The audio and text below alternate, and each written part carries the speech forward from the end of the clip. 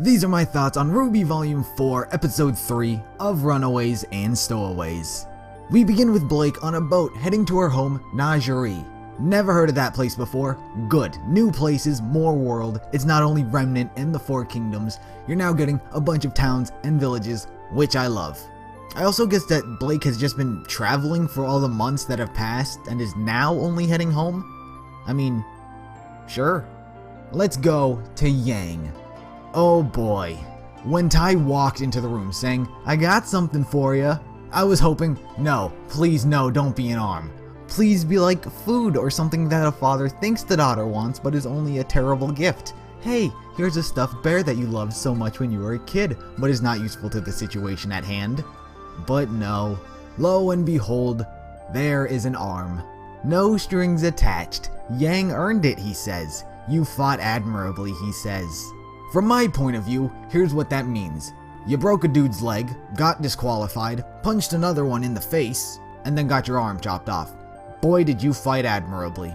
I am shocked, however, that Yang turned it down. That option never crossed my mind that she would do that, so props for doing that. However, in that promotional picture of Yang, she doesn't have an arm. Granted, it would have been an idiotic marketing decision to give her an arm for her design release, but she doesn't. In that picture, she looks like she's already back in the game fighting.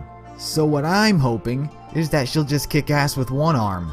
The coolest characters always have a disability, or make you drop your guard at first seeing them. I also think that now it's safe to assume that Yang has PTSD. I hate throwing that term around. Does she have post-traumatic stress? Absolutely. Is it a disorder? I mean, it's preventing her from adapting to her everyday life. It's affecting her on many levels, so I will say she probably does have a form of PTSD. Sun shows back up. I love Sun, I love Michael, one of my favorite characters. Now at first when he jumped out of his robe and attacked, I was really worried for a second Michael had turned Sun's voice into Max's from Camp Camp. Not today, pal! See, that's the sad thing. He still actually thinks that I love it. Because the characters' voices do change relatively over time. You hear Volume 1 RWBY and Volume 4, I mean they sound nothing alike. But luckily it was only the first initial attack that he sounded like that. As for the fight scene, I mean, it was a fight scene. There's not much to say about it. It was cool and entertaining.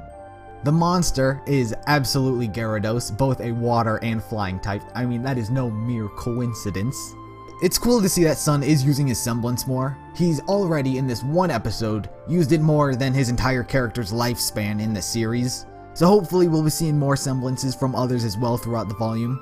I don't have much to say about Blake in this episode. It's very straightforward. She's not ready to face the White Fang. She's going home and embracing her Faunus type.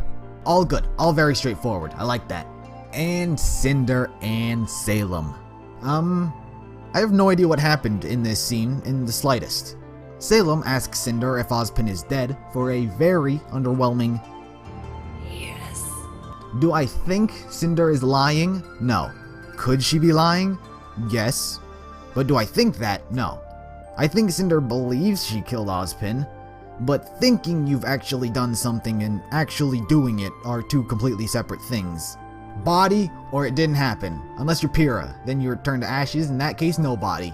But we saw what happened with our own eyes, so it did happen. But we didn't see Ozpin, so that didn't happen. So those were my initial thoughts on Episode 3. What did you think of the episode? Did you enjoy it? What didn't you like? And I'll see you in the next episode.